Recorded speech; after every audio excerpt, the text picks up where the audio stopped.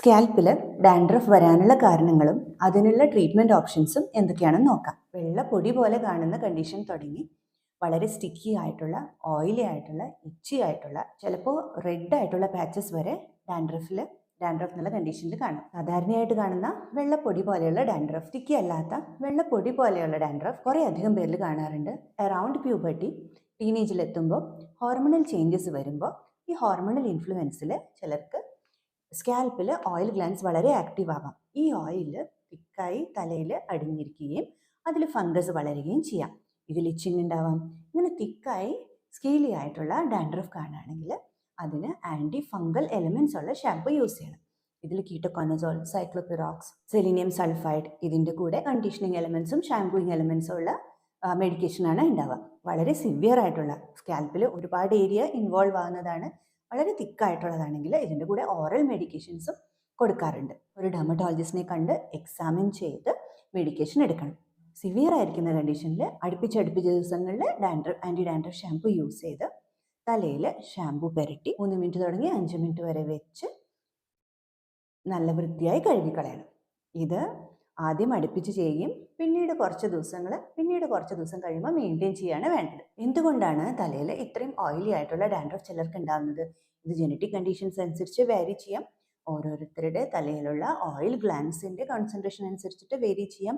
Climatic conditions അനുസരിച്ചിട്ട് vary ചെയ്യാം. Hormonal secretions അനുസരിച്ചിട്ടും vary ചെയ്യാം. അതുകൊണ്ട് ഒരാൾക്ക് ഉപയോഗിക്കുന്ന ആൻറ്റി ഡാൻഡ്രഫ് ഷാമ്പു മറ്റൊരാൾക്ക് ഹെൽപ്ഫുൾ ആയിക്കൊള്ളുന്നില്ല. വീട്ടിൽ ഒരാൾക്ക് ഉപയോഗിക്കുന്ന ആൻറ്റി ഡാൻഡ്രഫ് ഷാമ്പു മറ്റൊരാളുടെ ഡാൻഡ്രഫിന് ഹെൽപ്ഫുൾ ആയിക്കൊള്ളുന്നില്ല. ഒരു ഡെർമറ്റോളജിസ്റ്റിനെ കണ്ട് കറക്റ്റായിട്ട് സ്കാൽപ്പ് എക്സാമിൻ ചെയ്ത് ഓയിലി സിക്രീഷൻ അനുസരിച്ചിട്ടാണ് എന്ത് മെഡിക്കേഷനാണ് വേണ്ടതെന്ന് ഡിസൈഡ് ചെയ്യുന്നത്. ഇതിൽ നിന്ന് കുറച്ചും കൂടി ഇൻറ്റൻസ് ആയിട്ടുള്ള കണ്ടീഷനാണ് സെബോറിക് ഡെർമറ്റൈറ്റിസ്. സെബോറിക് ഏരിയാസ്, അതായത് സ്കാൽപ്പ്, ഐബ്രോസ്, ചെവിയുടെ പിൻഭാഗം, ചിലപ്പോൾ നെഞ്ചിൻ്റെ ഭാഗത്തായിട്ടും ഡാൻഡ്രഫ് കാണാം. വെറും വൈറ്റ് സ്കെയിൽസ് അല്ലാതെ ചുവന്ന നിറത്തിൽ ഇച്ചി ആയിട്ടുള്ള, ചിലപ്പോൾ ഒരു ബാഡ് സ്മെല്ലുള്ള, സ്റ്റിക്കി, ചിലപ്പോൾ ഊസി, വെള്ളമൊലിക്കുന്ന പോലെയുള്ള ഡാൻഡ്രഫ് ഉണ്ടാവാം.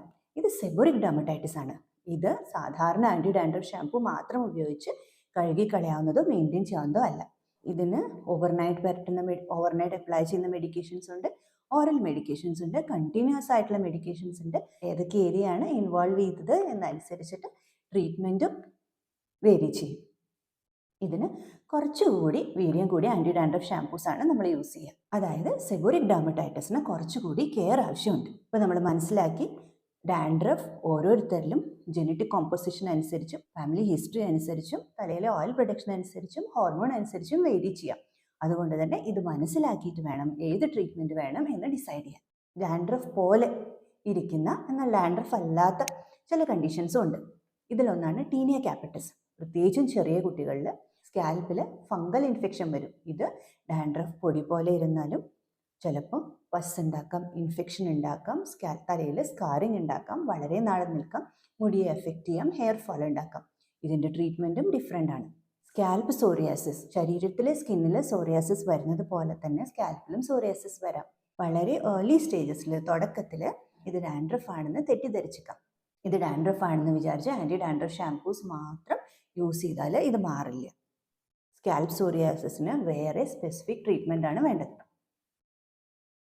മറ്റൊരു കണ്ടീഷനാണ് ഇറിറ്റന്റ് ഡെർമറ്റൈറ്റിസ്. നമ്മൾ തലയിൽ യൂസ് ചെയ്യുന്ന ഓയിൽ, ഷാംപൂ, ചിലപ്പോൾ ഹെയർ കളേഴ്സ്, ചിലപ്പോൾ നമ്മൾ തലയിൽ ഹെയറിൽ ചെയ്തിട്ടുള്ള ബ്യൂട്ടി ട്രീറ്റ്മെൻറ്റ്സ്, ഇതിനേതിനെങ്കിലും ഇറിറ്റേഷൻ വന്ന്, ഇച്ചിങ് വന്ന് അത് ഡാൻഡ്രഫ് ആണ് എന്ന് നമ്മൾ തെറ്റിദ്ധരിക്കാൻ സാധ്യതയുണ്ട്. ഇങ്ങനെയുള്ള കാര്യങ്ങൾ മനസ്സിൽ വെക്കണം. ഓരോരുത്തരുടെയും സ്കാൽപ്പിലെ സെക്രീഷൻസ് ഡിഫറെൻ്റ് ആണ്. സ്കാൽപ്പിലെ സെക്രീഷൻസ് എങ്ങനെയാണെന്ന് മനസ്സിലാക്കി, തലയിൽ വരുന്ന ഡാൻഡ്രഫ് ഏത് തരം സ്കെയിൽസ് ആണെന്ന് മനസ്സിലാക്കി, ഇതിനെങ്ങനെയുള്ള ഷാംപൂസ് ആണ്, മെഡിക്കേഷൻസ് ആണ് യൂസ് ചെയ്യേണ്ടത് എന്ന് എക്സാമിൻ ചെയ്ത്, എന്നൊരു സ്കിൻ ഡോക്ടറുടെ അടുത്ത് എക്സാമിൻ ചെയ്ത് മനസ്സിലാക്കി അത് റെഗുലറായിട്ട് മെയിൻറ്റെയിൻ ചെയ്യണം. സ്കാൽപ്പ് റെഗുലറായി ഹൈജീനിക്കായി മെയിൻറ്റെയിൻ ചെയ്താൽ ഡാൻഡ്രഫ് ഒരു പ്രോബ്ലം അല്ല.